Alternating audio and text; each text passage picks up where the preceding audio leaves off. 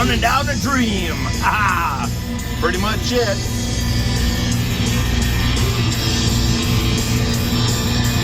All right, guys. Hey, thanks for joining me today.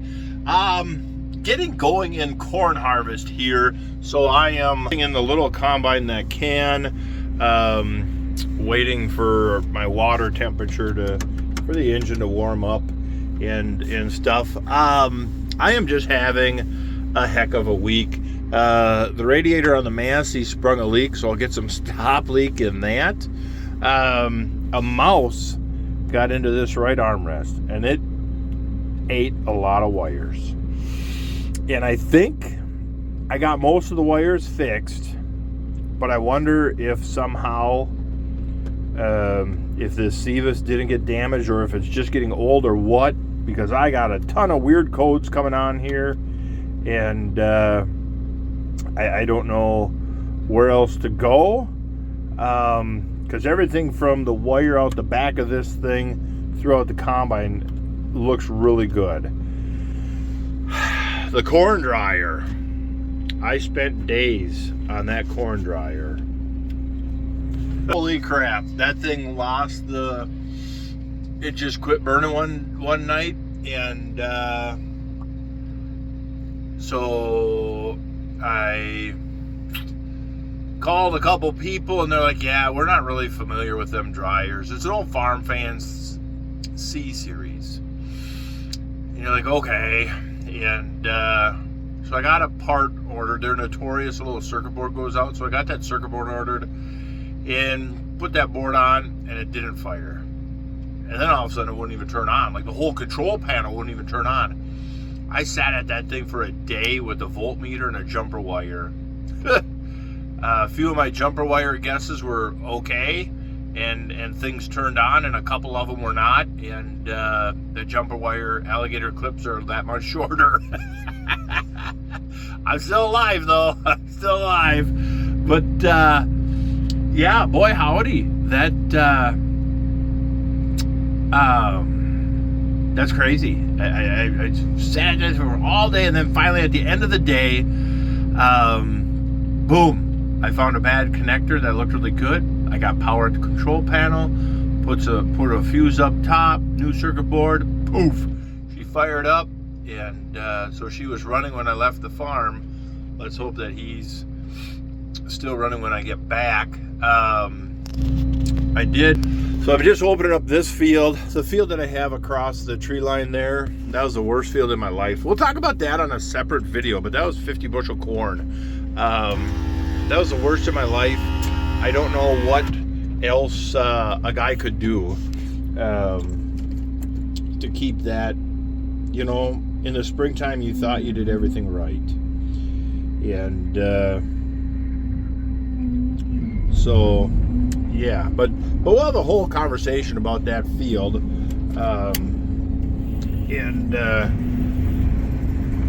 On this field here, opening this field up, now you come across the road to this field, and this field is going kind of okay. Not too bad.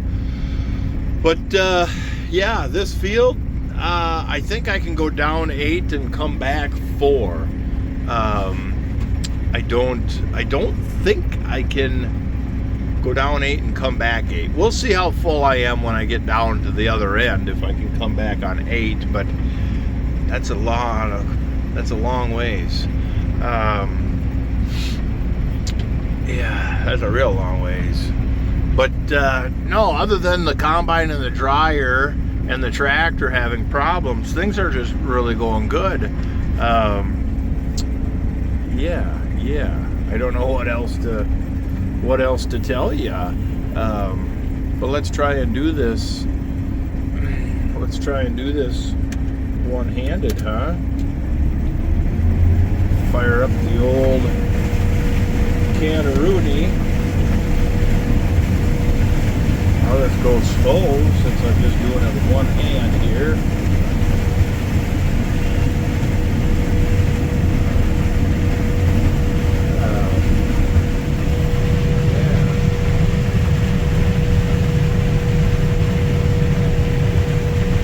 This is just good looking corn. I'm just really happy that it's good looking corn.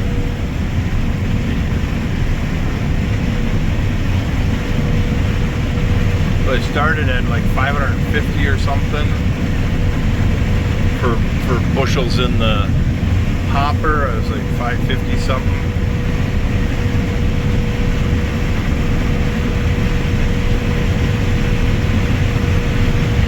They're hanging around at 180. It's going to spike up. You can hear it in the combine right here. You're going to spike up 190, 195, 20. It's still going up. So that spot was a 220 spot. Yeah, 8 rows down, 4 rows back, and I can just barely get to the other end, which is phenomenal. It is really phenomenal. It's a good problem to have on a year like this.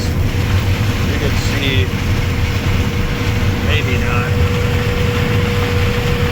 the storm underneath the head. I mean, it's pretty amazing that all of that looks like that. There's just nothing.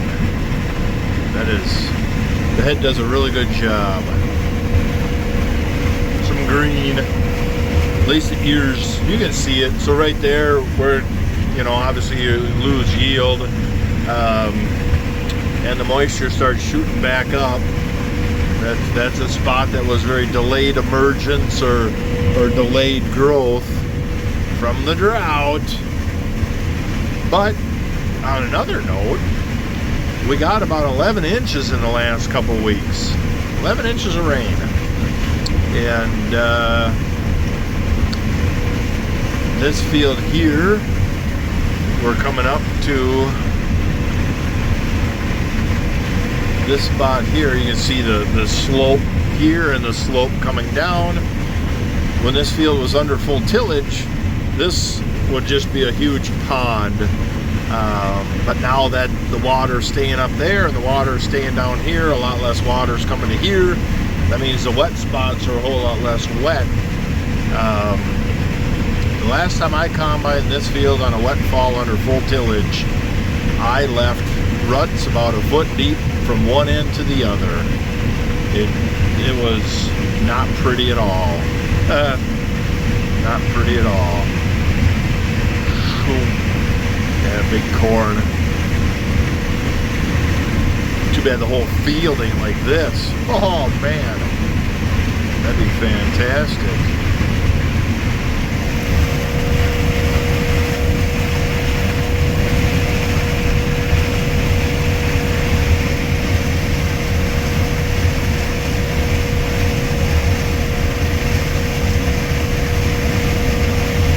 You can see with the drought, we had a lot of potassium deficiencies, so you're going to have a stand quality issue as well.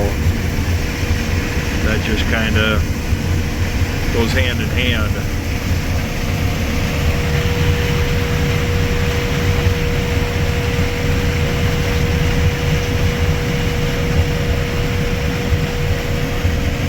I think on the next round, what I'm going to do is, now that I see the field's in pretty good condition, is run the wagon down just this side of that draw and park there. So I combine down, dump, finish, come back, dump, come up, down, dump.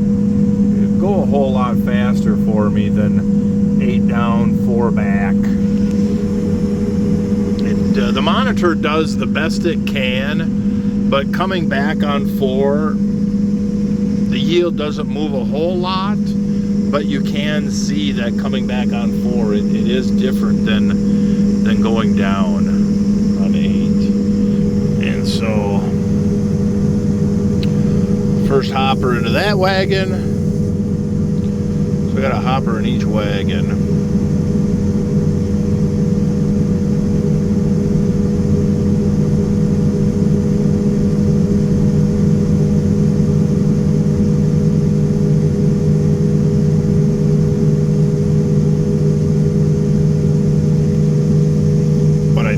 is get rid of this folding hopper up top and make a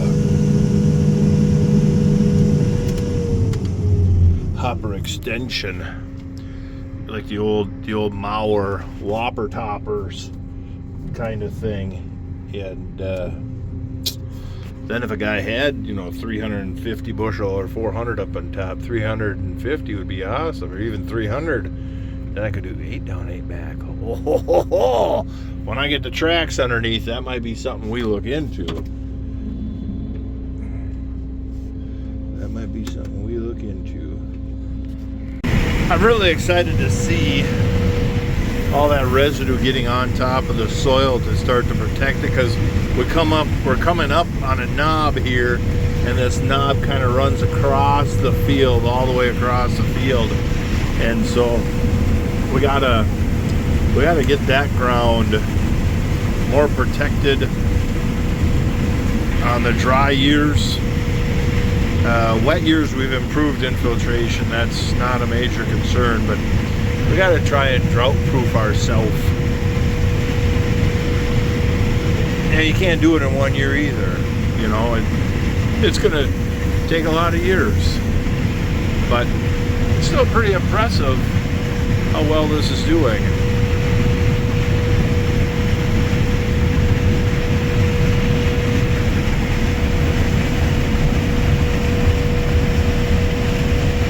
The highway, it's Sunday, so all the traffic from Wisconsin is coming back, and it is non-stop. So I've got lots of lights behind me, I got lots of lights on top of me, I got a safety chain from the tractor to the first wagon, and a safety chain from the first wagon to the second wagon, and I have a 4-way stop up here that allows me to actually get into my turn of traffic. There is a side road, and I used to take that side road because it eliminated the north-south highway, but then you would sit here for an eternity. You would literally sit there forever waiting for your turn. I mean, you got 1, 2, 3, 4, 5, 6, 7, 8, 9, 10 from here to the stop sign in the next half mile or quarter mile, and you see them it's just non-stop. So if I come up, use the 4-way, take my turn, get into traffic, and then I hug that yellow line. I do not pull over, because I don't know if it's just Minnesota or if other states are the same, but if I pull way over to give 2 inches of room here, they'll be passing with oncoming traffic, and there's going to be an accident. And then also legally, if they get an accident, they might have grounds to sue you for a quote-unquote intent to pass kind of deal.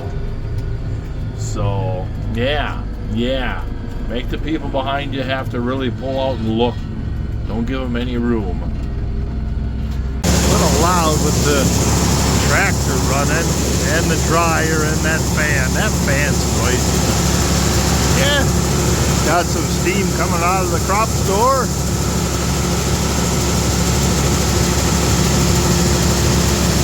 The little system is working. It's got a few bugs, but it's working.